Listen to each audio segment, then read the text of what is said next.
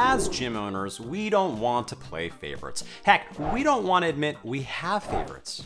But you do, and that's okay. If anything, you want to identify your mostest favorite clients and find out ways to shower them with extra love. In this video, I'll show you a dead simple system that we use in Mark Fisher Fitness to keep our favorite clients around longer, to find more clients just like them, and continuously improve our services. My name is Mark Fisher from businessforunicorns.com, and if you like this video, then you might also like the Business for Unicorns podcast. If you look at the description box below, you can click the link and you can follow us, subscribe to us, and if you like, give us a nice review on anywhere you find your podcasts. So something that has really evolved over the course of my career and how I think about how we gather feedback. I do think there's still a place for getting survey data and really asking all of your clients to engage.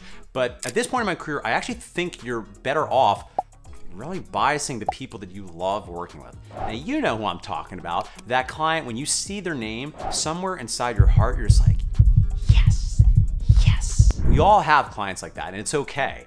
And we want to focus on trying to multiply that kind of client. So the very first thing that you need to do, if this is something you have bought into, if I've convinced you this is the way to go, is you need to create some kind of system for identifying your best clients. Now, this can look like a lot of things. You could also even cross-reference a few different pieces of data. You could, for instance, simply just make a list of the top 10 clients to make you feel like, yes, inside. You could even pull a report from your booking or billing platform to understand who spent the most money over the past 3 months, 6 months, 12 months, as long as you've been open. You could also invite your team to engage and ask everyone on your team to write down maybe 5 to 10 clients that they love. Now, certainly if you're pulling reports, you might want to do this on the regular, but this could be something that is done, probably no more than monthly, but possibly every 3, maybe even 6 months. Then once you've identified them, step 2 is you want to create some SOP for contacting them on a regular basis. So let's say hypothetically you have landed on some system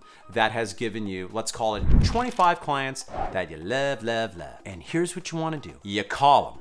Yeah, you go ding, ring a ding a ding a ding a ding, hello, and then you talk to them on the phone. A lot of people are not gonna pick up. So the way that we have addressed this Mark Fisher Fitness, we do this kind of outreach is we'll call first and then we'll leave a video message follow-up after the fact. But occasionally people do pick up and, well, gosh, usually they feel pretty good when you're just letting them know, hey, I'm calling you just to thank you for being an awesome client. And I think that's how it starts, because the phone call, to my mind, should have 3 pieces, all of which I think are very important. But arguably, the one that is of foremost importance is to thank them for choosing to work with your business, to acknowledge that it's a commitment of time, energy, and money. They have other solutions that they could be using, and they choose to work with you. And you want to let them know, gosh darn it, my life is better, my business is better because of you, because you come and hang out with us, and we appreciate the hell out of you. So that's the first of the 3 parts of this outreach messaging. The second one, if you get them on the phone, or depending on if you're leaving a message, you want to ask for feedback. And this can either be, you can grind into them and be like,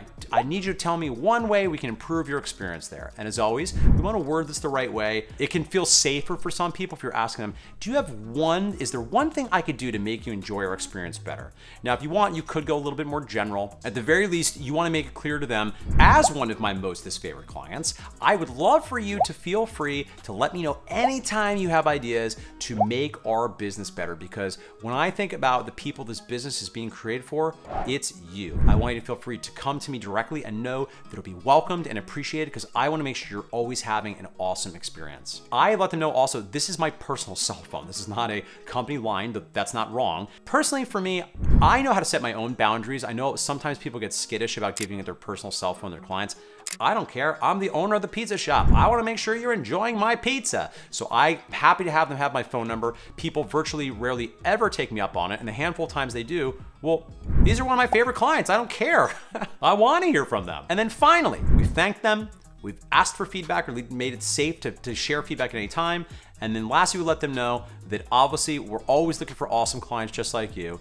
There's absolutely no pressure. I'm not trying to hard sell you to grow my business. I just want to say, again, I trust you. So if there's someone in your world who would really get this place, and that that we'd have a good time from working with, and that they'd really benefit from being in a fitness relationship with us, please let me know, because you have the super special power to give them a super special secret offer. It could be any number of things that feels high value, that feels exclusive, that is a special tool that you're giving your clients you love most to share to people that might benefit. So there you have it, my friends, a very simple system. I think you can roll that out pretty quickly. It's not a big logistical lift, but this really will help your most favorite clients stay longer because you're most committed to making sure they have an awesome time working with your gym. All right, friends, I hope you enjoyed today's video. As always, if you're interested in learning more about what we do, head over to businessforunicorns.com where you can find out about how we help training gym owners like you create more income, more impact, and more personal freedom. And if it feels just too far to click away to another browser, it feels exhausting. Well, the good news is you can smash that subscribe button right here on this screen. Ding! I'll see you next time for another video with more actionable tips, psychological frameworks, and philosophy.